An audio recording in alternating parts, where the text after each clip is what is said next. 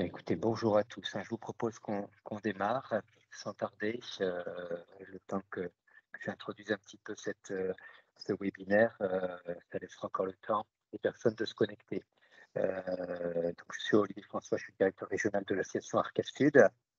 Et voilà, peut-être pour ceux qui n'ont pas l'habitude de se connecter avec nous, et pour lesquels ce serait la première fois, un rappel que chaque mois, nous essayons de présenter une thématique de la dictologie ou autour des questions de la dictologie, sous un format court d'une heure, voilà, donc 8 heures, 9 heures, pour permettre d'apporter une première approche, un premier éclairage sur des thématiques. Aujourd'hui, voilà, pour l'année 2024, nous sommes sur notre 5e webinaire. Et aujourd'hui, nous accueillons Emmanuel Latourte de l'association Santé pour cette thématique autour de la réduction des risques et des dommages, spécifiquement sur l'alcool. Donc, elle se présentera plus largement. Je laisserai présenter un petit peu ses fonctions, sachant qu'au sein de l'association Santé, elle a une part de charge sur le déploiement justement de la réduction des risques alcool. Voilà, peut-être une présentation très courte aussi de l'association Santé, hein, qui existe depuis une dizaine d'années, 2014, avec une volonté de l'ARS et de la ville de Marseille de soutenir une association qui a pour objet de travailler autour de la recherche sur la réduction des risques alcool et d'essayer de mettre en place des actions innovantes. Et il y a lieu aussi de modéliser des principes d'action. Donc ça, c'est un concept intéressant de pouvoir... on sait que l'alcool touche tout le monde, tous les âges, toutes les personnes, même avec des difficultés spécifiques. Et aujourd'hui, il y a des actions qui sont menées particulièrement dans certains cadres. Je pense que c'est important, et Madame Latourte nous l'apportera certainement en précision, de rappeler ce qu'est la réduction des risques et des dommages. Et ça, c'est un concept sur lequel on s'appuie sur le travail qui va être présenté ce matin. Donc l'association Santé, elle a ce travail d'ingénierie, ce travail de mettre en place des actions de formation, enfin essayer de permettre à toutes les personnes qui sont en contact finalement avec des personnes avec des problématiques alcool, de pouvoir apporter aussi un appui et aussi de pouvoir travailler sur les représentations et faire évoluer les pratiques professionnelles autour de cette conduite addictive de l'alcool. L'association Santé aussi porte une plateforme avec une plateforme de ressources, la plateforme digitale Solal, où on peut aller consulter et s'approprier aussi des ressources pour pouvoir aussi aller un petit peu plus loin dans le travail, dans le concept de la réduction des risques alcool. Voilà, je n'irai pas plus loin dans cette introduction. Madame Latourte aura 45 minutes à peu près pour faire sa présentation. On voudrait toujours laisser un temps d'échange. Donc, n'hésitez pas dans le chat à poser vos questions qui viendraient au cours de la présentation et on fera en sorte d'y répondre sur la fin de la présentation. Il y a déjà quelques questions qui nous avaient été posées en amont du webinaire et on essaiera d'y répondre au cours de la présentation, bien sûr. Voilà, donc toute liberté d'interagir aussi et d'apporter peut-être un point de vue ou un éclairage de votre côté. Voilà. Madame Latourte, je vous laisse la parole. Bonjour, merci beaucoup pour cette présentation. Je prends quelques instants pour partager mon PowerPoint. Voilà. C'est parfait, on le voit. C'est bon? Très bien.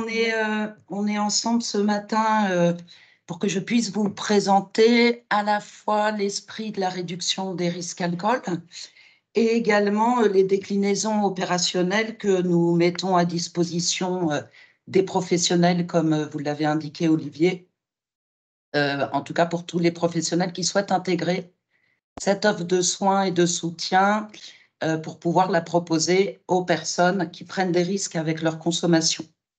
Donc moi, je suis Emmanuel Latourte, je suis pour l'association Santé, Alcool et Réduction des risques chargée et responsable du développement des pratiques de réduction des risques alcool.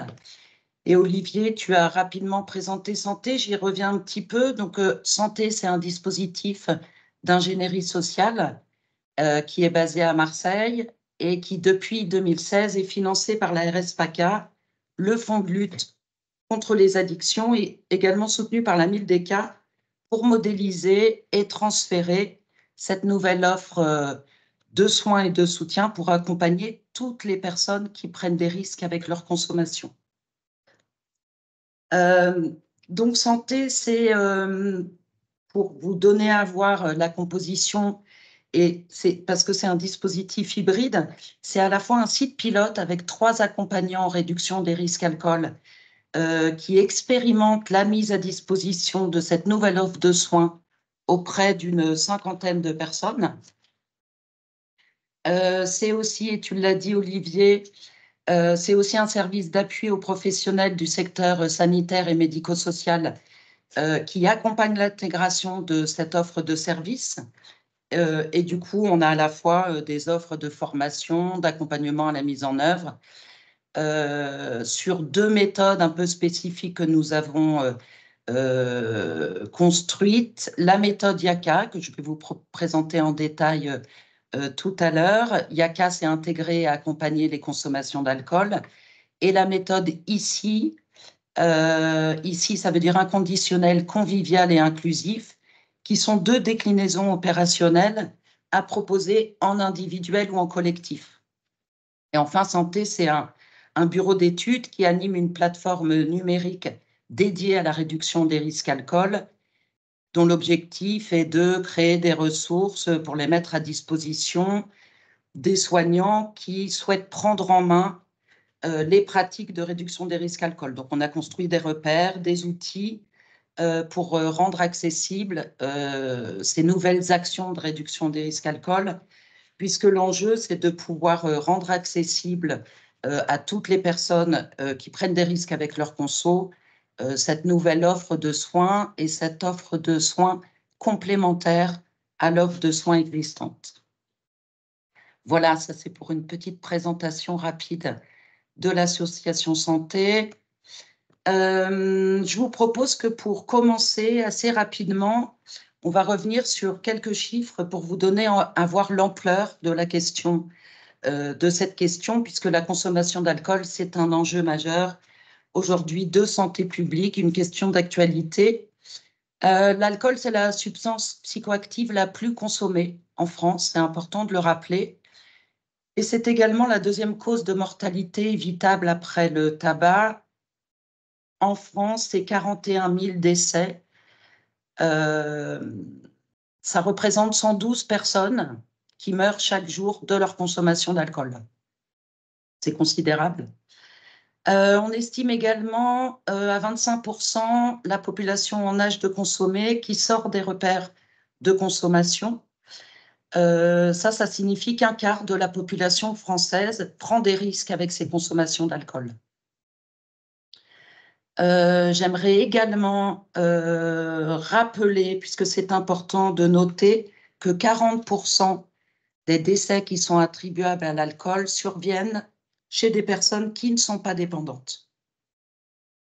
Donc aujourd'hui, en France, l'offre de soins standard, c'est de plutôt faire encore, en tout cas, les personnes ont encore ça en tête et la société civile pense que la solution à un problème d'alcool, c'est l'arrêt de la consommation via un sevrage et le maintien de l'abstinence. Sauf qu'aujourd'hui, peu de personnes sont informées que cette proposition fonctionne bien, mais pour un tout petit nombre de personnes. On estime à 10% le nombre de personnes qui parviennent à maintenir l'abstinence après une expérience de sevrage accompagnée. Ça signifie que 90% qui font cette tentative-là reprennent leur consommation. Du coup, un des objectifs, et on le verra après, de la réduction des risques alcool, c'est aussi de renforcer l'information pour que les personnes puissent faire des choix éclairés sur l'offre de soins dont elles souhaitent bénéficier. Donc voilà pour replanter le décor, le contexte et ce qui se passe concernant la consommation d'alcool, puisqu'également en RDR Alcool, on considèrent que tout le monde est concerné. Et historiquement et culturellement, il nous semble qu'avec l'alcool, tout le monde voit double. Et là, ce n'est pas seulement les personnes qui consomment. En France, la société valorise la consommation quand elle est partagée, plutôt modérée, festive ou conviviale, et qu'elle a lieu plutôt en soirée ou le week-end. Et du coup, celles et ceux qui boivent autrement, seuls, sans modération, ou beaucoup plus tôt dans la journée, s'exposent encore aujourd'hui en France à des jugements très négatifs. Les représentations sociales sont très ambivalentes et liées à la place historique et culturelle de l'alcool dans notre société. Le regard social valorise certains contextes et certaines pratiques de consommation et en même temps véhicule beaucoup de préjugés et de stéréotypes qui stigmatisent les personnes qui ne boivent plus comme tout le monde. Et du coup, les discours qui sont communément admis ont tendance à établir une frontière entre deux sortes de consommation, une qui serait normale et une autre qui serait pathologique.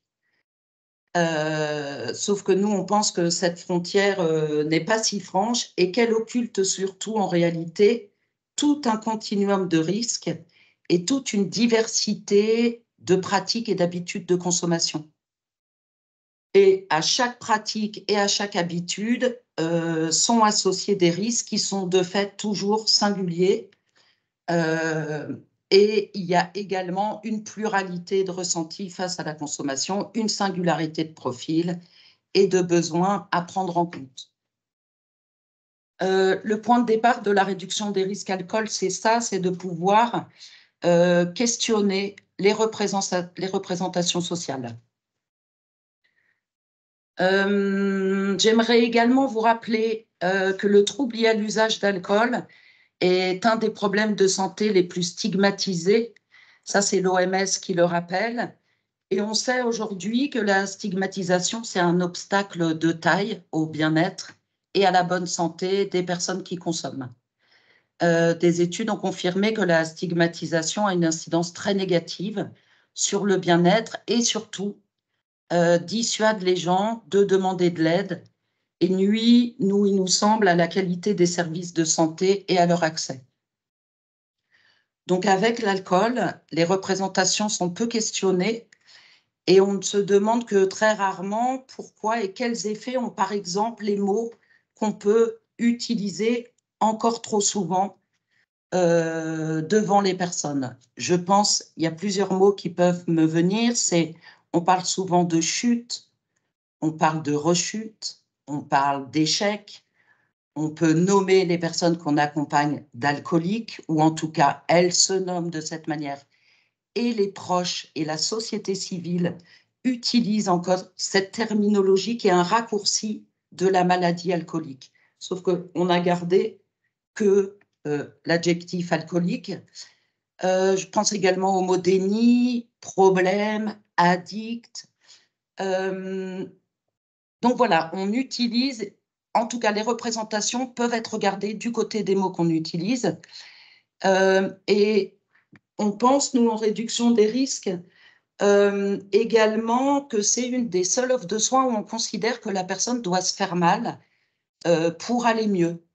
Quand on parle de chute et de rechute, nous, ça nous paraît assez violent de pouvoir raconter notre offre de soins aux personnes qui consomment, puisqu'on leur raconte, en tout cas, elles nous ont raconté que c'est souvent ce qu'elles pensent qu'il faut toucher le fond pour pouvoir aller mieux. Donc, encore aujourd'hui, à ces mots s'ajoutent souvent des messages d'alerte qui activent la crainte, la peur, la culpabilisation ou encore le danger. Et il nous semble, nous, que le danger n'est pas un moteur ou en tout cas mobilisateur de changement. Et qu'à force de regarder en négatif les personnes que nous accompagnons, de penser qu'elles se trompent en ayant recours à l'alcool, eh bien, malheureusement, elles finissent par internaliser cette stigmatisation et à s'auto-stigmatiser. Puisque cette manière d'être considérée favorise souvent une perte de confiance Sauf que cette perte de confiance va venir renforcer les consommations puisqu'elle amplifie souvent la honte, le stress et l'isolement. Donc, c'est une réalité qui retarde les demandes de soutien ou le recours aux soins qui passe nécessairement par une meilleure confiance en soi. Donc aujourd'hui, la promotion de la santé, comme l'approche RDR Alcool, préconise que pour se rétablir et aller mieux, une personne a d'abord besoin d'avoir confiance en ses capacités, en son entourage et de ne pas être stigmatisée. Voilà, ça c'était pour rappeler le contexte également dans lequel vivent les personnes concernées par des consommations d'alcool. Donc, à Santé, pour construire notre modèle d'intervention IACA, on a travaillé avec les personnes concernées. Elles ont été partenaires et elles ont contribué à l'élaboration de cette méthode d'intervention. Elles nous ont confié leur vécu et ce schéma tente de vous donner à voir cette spirale infernale qui se met en place, voir ce siphon pour les personnes qui ont eu recours à l'alcool. Donc aujourd'hui encore, on pense que l'alcool, les personnes comme les soignants, que s'il y a des difficultés, eh ben, c'est l'alcool le problème. Donc on est dans une logique de diabolisation de l'alcool. Souvent, on ne regarde que la toxicité et la dangerosité du produit. S'installe alors un sentiment de honte et de culpabilité. Et l'idée que seul l'arrêt des consommations sera la solution. Alors ça, c'est très intéressant pour 10% des personnes qui prennent des risques avec leur conso, puisque 10% des personnes parviendront à maintenir l'abstinence, sauf que 90% des personnes qui tenteront un sevrage accompagné reprendront leur consommation. Et c'est là où le cercle vicieux s'installe. Un sentiment d'échec s'installe et les personnes portent la responsabilité de cet échec, voire même elles la portent individuellement. Nous, il nous semble en effet qu'on pourrait aussi améliorer l'offre de soins puisque, ou en tout cas raconter aux personnes que cette offre de soins ne correspond qu'à 10% des consommateurs. Donc s'installe un sentiment d'échec, de honte, un renforcement de l'isolement, un découragement et un renoncement aux soins. En tout cas, systématiquement, les situations et l'état de santé s'aggravent. Un sentiment de fatalité très fort vient envahir tout le paysage des personnes et elles pensent qu'il n'y a plus d'issue pour pouvoir aller mieux. Donc ça, ce sont le vécu des personnes qui vivent systématiquement une multitude de ruptures dans toutes les dimensions de leur vie, mais également des ruptures de prise en charge.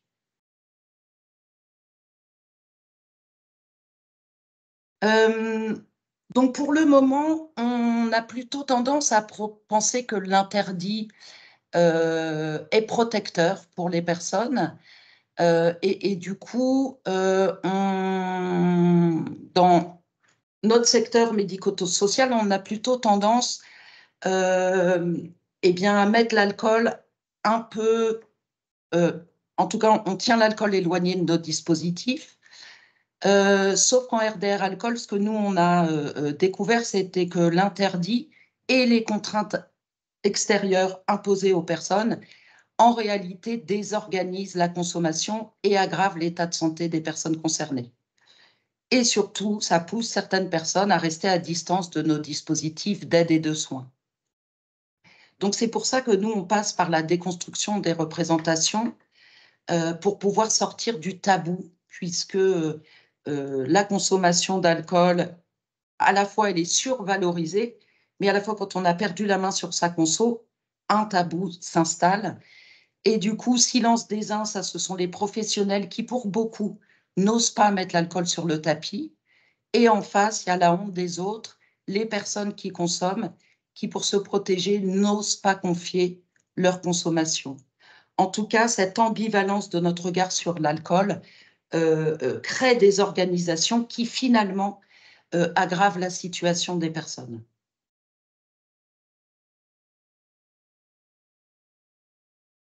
Alors, il y a juste, on y reviendra peut-être à la fin, mais la RDR alcool aujourd'hui, via des nouvelles orientations en santé publique, et je pense à 2 documents, je crois que Carcassud vous avez mis en bibliographie de la Haute Autorité de Santé, qui oriente des bonnes pratiques et qui fait des recommandations de bonnes pratiques pour tous les professionnels qui souhaitent ne plus exclure les personnes consommatrices d'alcool de leur dispositif. Donc, il est important de s'atteler à déconstruire les représentations pour lever, je vous en parlais, le sentiment de honte ou de culpabilité qui aggrave et renforce les consommations.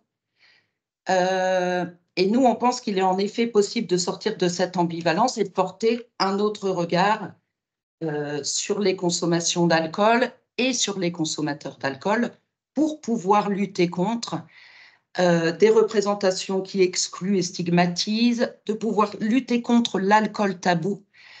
Il y a des groupes de travail menés par la Haute Autorité de Santé qui mettent à jour que seulement 17% des médecins généralistes posent la question de la consommation d'alcool à leurs patients.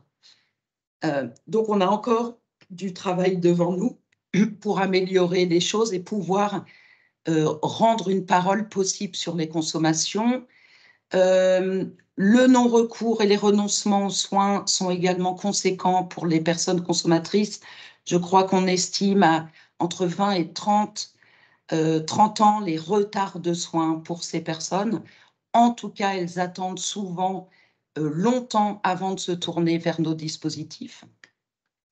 Et également de lutter contre l'isolement et le sentiment d'échec et de fatalité. J'espère que vous allez bien derrière l'écran, que votre café est bon, que je ne vais pas trop vite. Tout va bien, Manuel, pas de souci. Ok, parfait, puisque je ne vois personne. Je ne vois que mon PowerPoint. Voilà, donc je vous propose de rentrer dans le cœur de ce nouveau récit que propose la réduction des risques alcool en regardant et en considérant sans jugement le recours à l'alcool. Et ça a également des incidences sur la manière dont on a de considérer les personnes consommatrices d'alcool. Donc, l'idée majeure de la RDR alcool, c'est de ne plus se focaliser sur la dangerosité du produit et sur sa toxicité, mais plutôt d'envisager le recours à l'alcool comme une stratégie d'adaptation ou de compensation que les personnes mettent en place pour pallier des situations qui sont difficilement soutenables autrement. C'est une stratégie non idéale, très risquée, mais efficiente à défaut d'en avoir une autre à sa disposition. Ça, c'est assez fondamental. Puisque également en RDR alcool, un des principes, c'est que le zéro risque n'existe pas. Et qu'on va partir de la réalité vécue par les personnes. J'y reviendrai après. Donc, cette approche considère que l'alcool, c'est avant tout une solution trouvée par la personne à un moment donné. C'est l'entrée en matière et la bascule qu'opère la réduction des risques alcool. En RDR alcool, l'activité de boire ou de consommer est toujours considérée sous l'angle de sa fonction stratégique.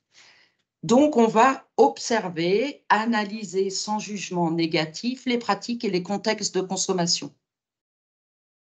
Et quand on regarde les choses de cette manière, l'alcool devient un indice comme un révélateur d'autres difficultés ou d'autres besoins à prendre en compte. Souvent, on considère, nous, que la bouteille, c'est comme l'arbre qui cache la forêt. On a tendance à se focaliser sur, je vous le disais tout à l'heure, le problème alcool. Donc, pour pouvoir accompagner les personnes à envisager autrement ce recours à l'alcool, nous, on préconise de passer par les effets recherchés. Parce que, ayez bien en tête que les personnes sont aux prises avec les mêmes représentations. elles s'en veulent beaucoup d'avoir recours à l'alcool. Il va falloir travailler cette manière d'accueillir et de parler autrement d'alcool. Il va falloir également le faire avec les personnes. Donc nous, on a trouvé que l'entrée par les effets recherchés était très efficace pour opérer cette bascule. Et pour donner à voir à la personne qu'elle ne boit pas, bien sûr, pour se faire du mal ou pour devenir alcoolique à la longue. Elle boit avant tout parce qu'elle y cherche des effets spécifiques. Donc, on rappelle à la personne qu'elle ne se trompe pas, que l'alcool remplit des fonctions essentielles. L'alcool joue en effet un grand rôle dans la vie sociale des personnes, mais également dans l'économie psychique de ces personnes qui consomment. En tout cas, il faut reconnaître que c'est un équilibre qui a été trouvé. Et ça, c'est vraiment important. Donc, commencer par les effets recherchés, c'est proposer d'arrêter de s'en vouloir, d'arrêter d'avoir honte, d'avoir pour le moment recours à l'alcool. C'est une entrée en matière pour engager un accompagnement au changement. Puisqu'ensuite, les choses vont pouvoir évoluer. Quand on commence par là, les pratiques de consommation et les manières de vivre vont pouvoir s'améliorer. L'enjeu, c'est de pouvoir, avant tout également, de favoriser une parole libre sur la réalité des consos, sur les risques qui peuvent être pris ou encourus. Puisque les personnes n'osent pas, j'y reviendrai, je vais vous raconter pourquoi tout de suite, mais les personnes n'osent pas parler et confier leur consommation. Et du coup, on a eu l'habitude, et l'exemple du déni est assez intéressant. On parle souvent de déni qu'on attribue plutôt aux personnes. En RDR Alcool, on considère que le déni, c'est une stratégie de protection que les personnes mettent volontairement en place en réponse à la stigmatisation sociale dont je vous parlais tout à l'heure, qui est très violente. Elles ne confient pas leur consommation pour ne pas être jugées ni exclues. Parce qu'aujourd'hui encore, dans l'opinion commune, la notion de déni est souvent entendue et on sous-entend souvent que la personne ment ou qu'elle n'aurait pas conscience de ses consos ou de son état. En RDR Alcool, on préfère la notion de stratégie de protection, considérant plutôt que la personne qui ne confie pas ses consommations pour se protéger, pardon, je vous l'ai fait à l'envers, que la personne ne confie pas ses consommations pour se protéger et qu'elle a raison de le faire. Ce qui nous inquiète, nous, par exemple, en RDR Alcool, c'est quand la personne ne peut plus taire ou cacher ses consos. Ça veut dire que sa situation s'est aggravée. Le déni, pour nous, c'est un indicateur du pouvoir d'agir, du niveau du pouvoir d'agir et de la capacité de la personne encore à se protéger. Et là, c'est également, on va opérer une bascule puisque ça sera aux interlocuteurs de créer les conditions pour qu'une parole se libère sur les consommations. Donc, les effets recherchés vont permettre ça. Et du coup, la RDR Alcool renverse les responsabilités et ne fait plus porter la responsabilité de l'absence de dialogue à la personne qui consomme, mais plutôt à ou la société, l'entourage ou aux soignants qui souhaitent mettre l'alcool sur le tapis. Nous, on a vérifié à santé auprès à peu près des 50 personnes qu'on a pu accompagner encore cette année, que cette entrée en matière était un levier pour pouvoir libérer la parole. En tout cas, les personnes racontent à quel point c'est un soulagement d'entendre ce discours et de pouvoir commencer par là. La majorité des personnes qu'on accompagne, elles ne confient à personne leur consommation. Elles sont seules et elles se sentent seules avec cette activité pourtant qui occupe beaucoup de place dans leur vie.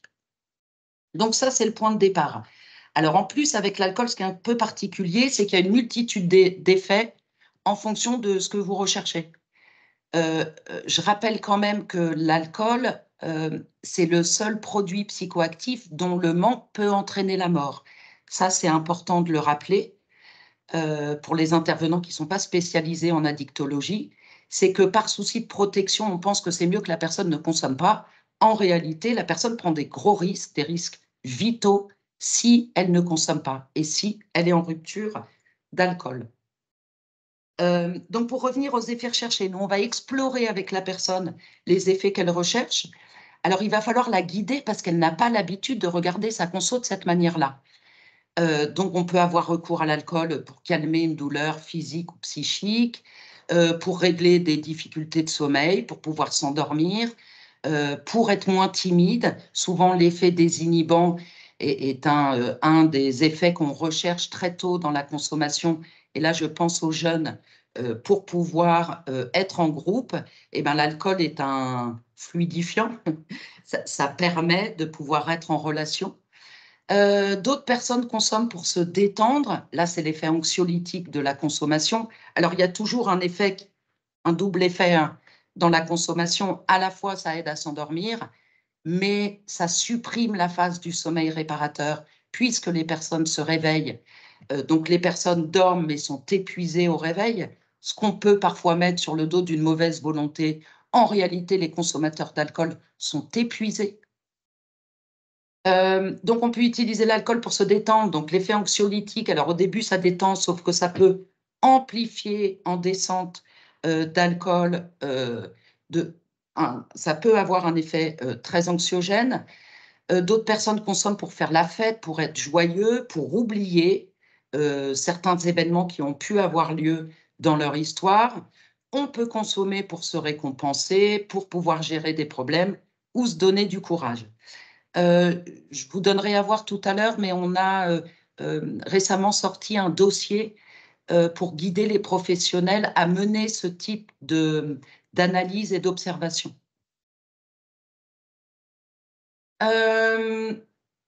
Alors, comme je dois vous la faire en 40 minutes, j'ai résumé, puisque vous imaginez bien que tout ce que je vous raconte, ça prend souvent une semaine de formation.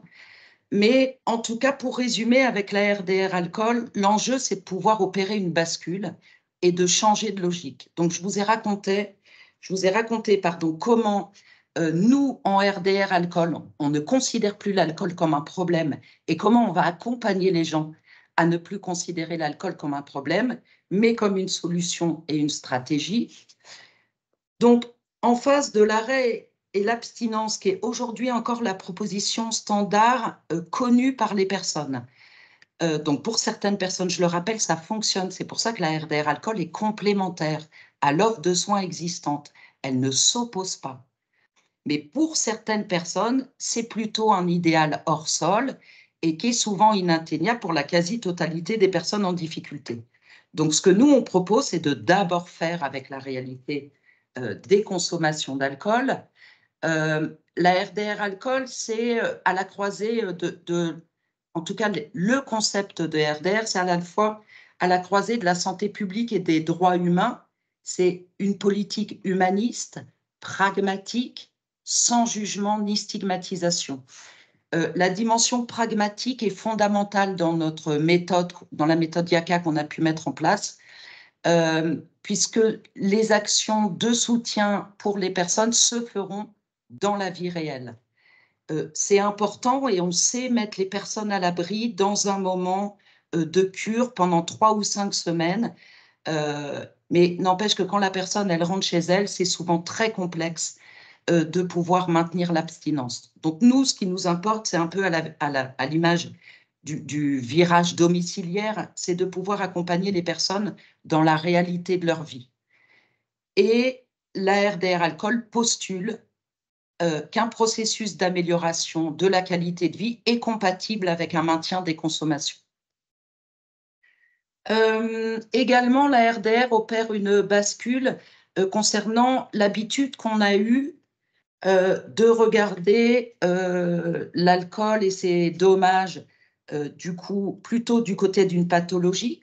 Et c'est assez normal de le regarder comme ça puisqu'il n'y a que le champ médical qui a fait une proposition pour prendre soin des personnes en difficulté avec leur consommation d'alcool. C'est donc à juste titre que le médecin considère la toxicité, la dangerosité d'un produit sur l'impact de la santé somatique. Sauf que aujourd'hui, une bonne santé, c'est une bonne santé biopsychosociale. Et la RDR a cet objectif d'être en approche globale et va un peu s'axer sur la dimension plus spécifiquement sociale de la vie et de la consommation. Pour l'instant, il n'y avait pas d'offre de soutien concernant les risques sociaux qui sont pourtant les premiers risques qui apparaissent pour une personne consommatrice d'alcool. La RDR alcool, c'est un continuum de risques qui sont à prendre en considération et de fait, les premiers risques apparaissent dans la dimension sociale, alors soit festive, familiale ou professionnelle. Pour être plus clair, je vais illustrer avec le binge drinking. On a une nouvelle manière de regarder les consommations qui est, à mon avis, très intéressante. Le binge drinking, c'est assez éclairant. Beaucoup de jeunes vont expérimenter leur première consommation d'alcool. Dans certains groupes d'appartenance, il peut y avoir beaucoup de consommation, sauf que la majorité des jeunes ne sont pas en risque de dépendance ou d'atteinte du foie ou d'avoir une cirrhose du foie. Par contre, ils sont pour beaucoup et de manière beaucoup plus nombreuse en risque, par exemple, de coma éthylique, de non-capacité d'autoprotection face à un danger ou une agression physique ou sexuelle parce qu'on est en état d'ivresse. Les jeunes peuvent être en risque de passage à l'acte. Donc voilà, il va falloir pouvoir prendre en compte toute une série de risques. Et le recours à l'alcool peut également nous mettre sur la voie de besoins spécifiques.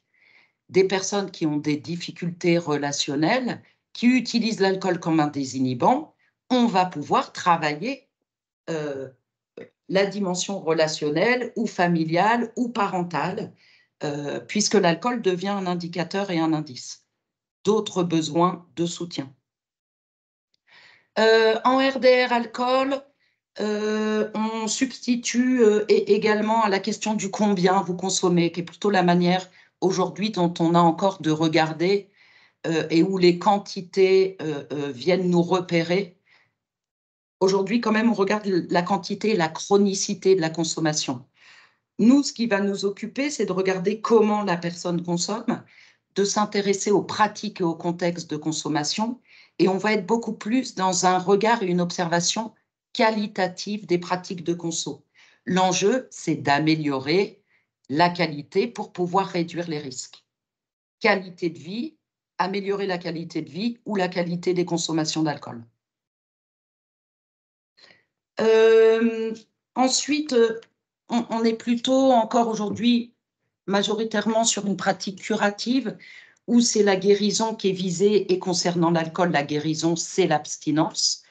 Donc les personnes sont souvent dans du on-off. Il y a également un grand, je vous le disais tout à l'heure, sentiment de fatalité où on considère en effet du côté médical que c'est une pathologie chronique et récidivante. En RDR alcool, on préconise plutôt d'être dans des pratiques où on accompagne la personne à aller mieux, à se rétablir. On serait plutôt proche des pratiques de rétablissement. L'enjeu du rétablissement, pour se rétablir en tout cas, il va falloir agir de manière très pragmatique et de manière très résolutive. Donc, il y a la RDR, c'est une pratique interventionnelle qui doit obtenir des conséquences concrètes dans la vie réelle. Donc, c'est également du sur-mesure qui sera proposé. Je vous le disais tout à l'heure, une multitude de ressentis face à la conso, une diversité des besoins, une singularité des pratiques de consommation. Donc, l'idée majeure, en effet, de la RDR alcool, c'est de ne plus assigner une personne à une pathologie, contrairement aux approches qui se penchent sur les problèmes, les manques, les déficits. L'approche RDR alcool ne regarde que les ressources mobilisables et disponibles chez les personnes et portent l'espoir qu'un aller mieux est possible. Donc aujourd'hui, en face du non-recours et des retards de soins et de l'aggravation des situations, nous, on pense que la réduction des risques alcool, c'est aussi de l'intervention précoce. Cette proposition et cette offre de soutien et de soins doit être faite pour que les personnes puissent y avoir recours dès les premiers questionnements sur leur consommation ou sur les premiers risques que les personnes peuvent prendre. Nous, on a vérifié à Santé, les personnes sont de plus en plus jeunes. On a également beaucoup de jeunes femmes qui ont recours à cette offre de soins, qui peuvent prendre des risques dans la dimension plutôt festive de leur pratique de conso. Mais l'ARDR alcool est également une réponse possible. En tout cas, ça l'est pour tous les consommateurs. Souvent, on avait l'habitude de regarder la RDR comme une porte d'entrée dans le soin, comme une offre de soutien plutôt bas seuil. Nous, on considère que la RDR alcool, c'est une offre de soins qui va accompagner tout le parcours et tout le continuum qu'il y a à construire avec les personnes. Est-ce que, Olivier, tu peux me dire combien de temps il me reste? Il est 8h44, 3 minutes. C'est une catastrophe. OK. Donc, en face de notre secteur, il nous semble n'a pas encore aussi opéré une bascule que beaucoup d'autres secteurs ont fait. Aujourd'hui, on parle de santé sexuelle, de santé mentale, de santé des populations. Est-ce qu'on ne pourrait pas opter pour un discours beaucoup plus inclusif, résolument positif, peut-être parler de santé des consommations, pour que tout le monde puisse être inclus et ait envie d'avoir recours à notre dispositif de soins. Ça, vous l'aurez en diapo. La RDR alcool, elle peut être mobilisée à tous les âges de la vie, à tous les moments des parcours de conso, dès les premiers questionnements, les premiers risques, dans tous les contextes. En tout cas, il va falloir faire de l'alcool un sujet de santé comme les autres pour pouvoir imaginer des environnements protecteurs. 3 minutes pour vous décliner et vous présenter comment on peut intégrer dans sa pratique la réduction des risques alcool. Donc, pour vous repérer, on a imaginé 3 niveaux. Comment on renforce son expertise pour parler autrement d'alcool, puisque c'est un nouveau récit qu'on doit faire aux personnes. Comment on va également accompagner autrement les personnes pour pouvoir leur donner envie de venir jusqu'à nous, mais également de rester et de poursuivre le soin dont elles ont envie de bénéficier. Et enfin, c'est accompagner autrement. Donc, je vous ai présenté la méthode ici et la méthode IACA que nous avons imaginée et que vous retrouverez bien sûr. Attendez, je vais là d'abord. Sur la plateforme Solal, où il y a toute une série de repères, d'outils, de dossiers thématiques pour que vous, professionnels, vous puissiez prendre en main la réduction des risques alcool. Peut-être pour vous présenter IACA, qui est plutôt donc, de l'accompagnement individuel, qu'on a construit en 4 séquences pour la rendre intelligible. Le secteur spécialisé et non spécialisé pourront prendre en main cette méthode à différents niveaux. Par contre, la séquence 4, qui va être dédiée à l'accompagnement, à la gestion des consos pour accompagner les personnes à trouver des nouveaux équilibres de conso, sera réservée, bien sûr, au secteur spécialisé. Par contre, toute la phase d'information, d'accueil et de création d'alliances pour déconstruire les représentations pourra être menée par n'importe quel professionnel qui reçoit ou qui est en face de personnes consommatrices d'alcool. Il y a ensuite toute une phase d'évaluation des besoins spécifiques. Je vous le rappelais tout à l'heure, c'est très singulier, donc il va falloir faire une photo ici et maintenant des besoins de la personne si on veut améliorer sa situation.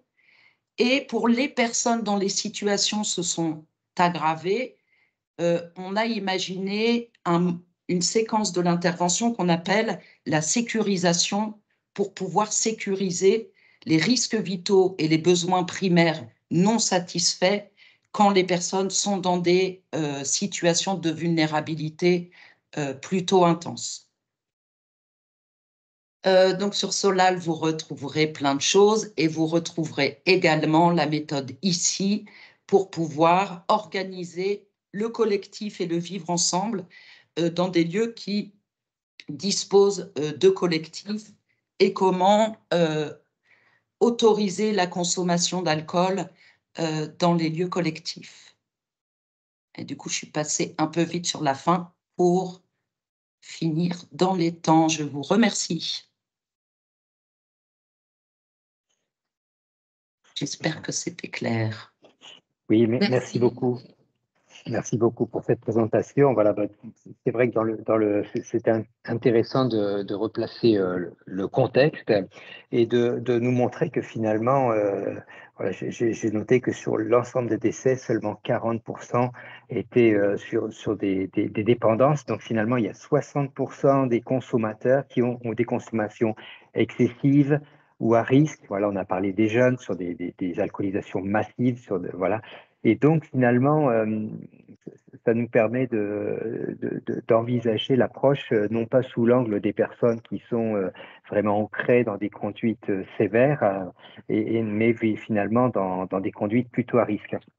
Alors, on a eu quelques petites questions ou remarques. Je vous les donne comme ça. Quelqu'un a exprimé le fait qu'il y a des groupes d'entraide aussi, hein, peut-être en réponse au fait de l'isolement, des personnes qui disent, voilà, qui s'en renferment sur elles-mêmes par rapport à leur consommation. Mais il existe aussi des groupes d'entraide. Emmanuel, je ne sais pas si vous pourrez en parler. Et puis, dans une question également, et ça rejoignait aussi sur quelle serait la manière de faire verbaliser une personne autour de sa consommation? Voilà, je suis professionnel, je détecte qu'il y a peut-être quelque chose. Quels seraient les outils, les pratiques? Et on parle d'un questionnaire, hein, dans le cadre du RTIB, je pense, questionnaire FACE ou FACE, voilà, qui sont des outils.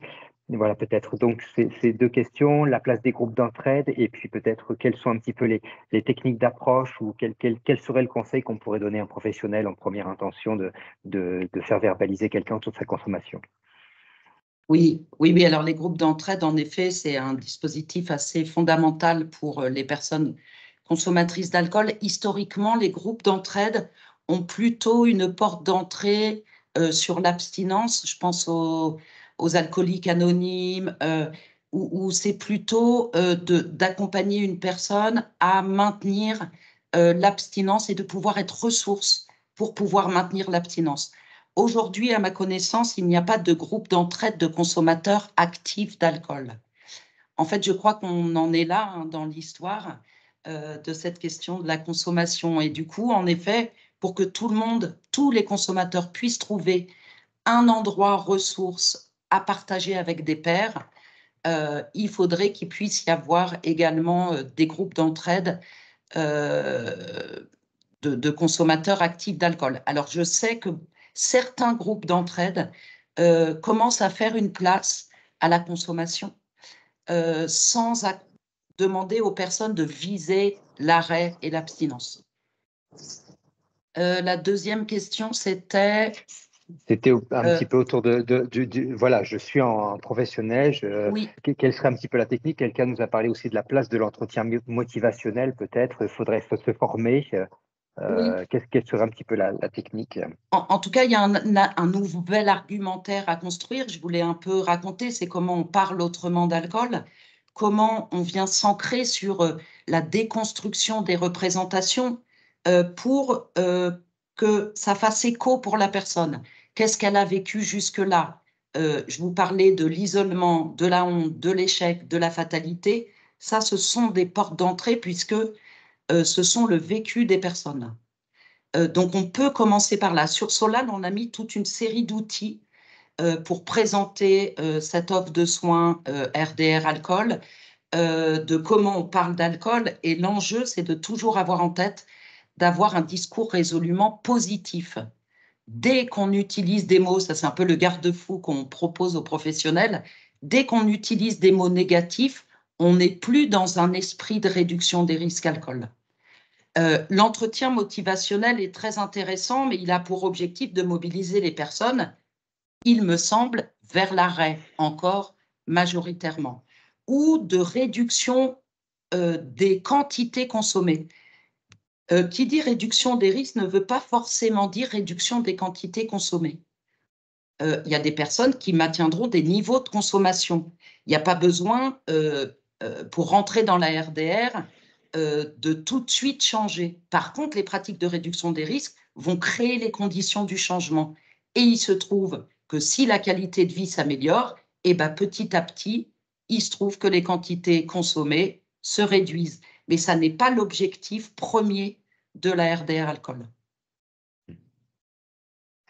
Alors, sur le groupe d'entraide, une petite remarque de dire qu'effectivement, il existe notamment sur les réseaux sociaux, hein, donc des groupes qui tiennent compte des consommations. Voilà, donc il y a certainement des choses qui se mettent en place. Voilà, il y a quelques remarques, peut-être qu'on pourra les donner après. Moi, j'avais une question parce que c'est une question, enfin c'est une manière de s'adresser à nous, enfin en tout cas en Arca Sud, les personnes qui ont des consommations d'alcool qui prennent conscience qu'il y a une difficulté particulière, enfin ils l'expriment quand ça a une difficulté, disent je veux faire un sevrage. La réponse, ce que vous avez dit, la réponse médicale, je veux faire un sevrage. Qu'est-ce que je dis à cette personne pour dire mais le sevrage n'est pas la seule réponse? Eh ben, on lui raconte qu'aujourd'hui, il y a une nouvelle offre de soins, qu'elle va pouvoir faire un choix. En tout cas, qu'il y a des chemins différents proposés. Et puis, on l'informe de ce que propose. On va donner à voir quel est le chemin de chaque offre de soins. Et on l'informe également, je vous le rappelais, de la réalité des résultats. Peut-être que cette personne fera partie des 10% qui parviendra à maintenir l'abstinence, mais il faut juste qu'elle le sache quand elle commence si elle souhaite maintenir, ou en tout cas faire une expérience d'arrêt. Et ça, c'est un des enjeux, hein, parce que ça fait partie des représentations. La personne pense que la solution, c'est l'arrêt.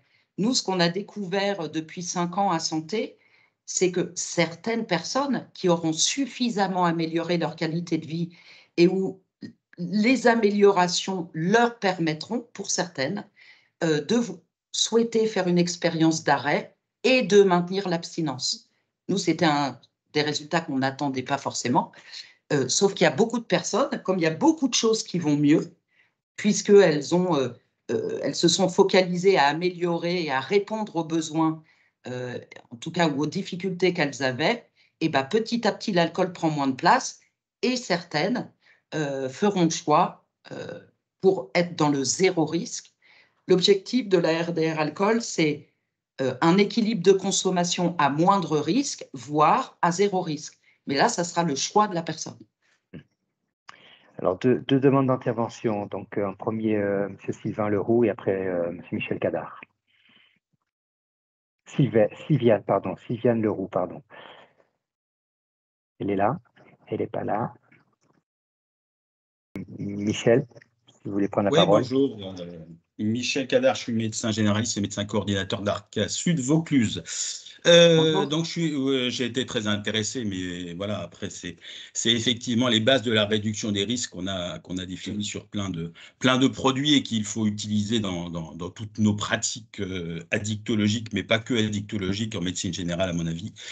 Deux petites choses pour lesquelles, d'une part, je pense que l'étape 4, elle peut être faite en dehors des centres spécialisés. Comme vous disiez que seuls les centres spécialisés pouvaient faire le niveau 4 de, je ne sais plus comment ça s'appelle. Je pense que n'importe quel professionnel un peu habitué peut le faire, et je pense qu'il faut le faire parce que beaucoup de gens ne franchissent pas les portes des centres spécialisés, et que du coup, alors je sais, j'ai pas lu votre guide de présentation, mais il y a Modus Bibindi qui a écrit un document à destination des médecins généralistes pour aborder l'alcool, et qui est du pratico-pratique qui parle beaucoup aux médecins généralistes, et qui peut être utilisé largement pour justement ouvrir la porte, parce que le problème, c'est en médecine générale, comme partout, d'ouvrir la porte, et on ouvre la porte quand on a derrière quelques petits débuts de solution, parce que si on n'a pas de début de solution, c'est évident que ça va être trop difficile de faire émerger une demande. Et oui, voilà. et Voilà pour mener des entretiens et guider des nouveaux équilibres, accompagner la personne à trouver des nouveaux équilibres de consommation, ça demande un peu de temps. Ce sont des entretiens qui durent entre une demi-heure, 3/4 d'heure, parce qu'il va falloir observer, explorer, tenter, en tout cas imaginer des perspectives d'amélioration. Il va falloir le tester dans la vie réelle. Il va falloir ensuite faire retour sur les tests, regarder ce qui a fonctionné. Donc oui, si les médecins généralistes peuvent passer 3/4 d'heure à accompagner des personnes dans l'observation, l'exploration, pour accompagner les gens à petit mettre en place des nouveaux équilibres de consommation, alors super. Après, je crois que dans le réel, les médecins généralistes n'ont pas forcément tout ce temps-là. Et du coup, c'est pour ça que je parlais plutôt du secteur spécialisé. Mais si des médecins généralistes l'ont, c'est super pour les personnes concernées. Et l'idéal également, c'est de pouvoir outiller les personnes elles-mêmes. Et petit à petit, les personnes, en réalité, quand on a mené une série d'entretiens, ce sont des mécaniques d'amélioration et de changement qu'elles peuvent ensuite faire en toute autonomie. Mais pour ça, il va falloir dédier des temps spécifiques et en fonction de l'autonomie aussi des personnes. Il y a des personnes dont les situations se sont aggravées qui auront besoin de beaucoup de soutien. Il y a d'autres personnes qui très vite choperont la mécanique. Voilà. Ouais. Une dernière remarque sur votre présentation. Moi, j'ai noté la place et la fonction du déni, finalement, qui au premier abord, on se dit, ben, la personne, elle est dans le déni, voilà.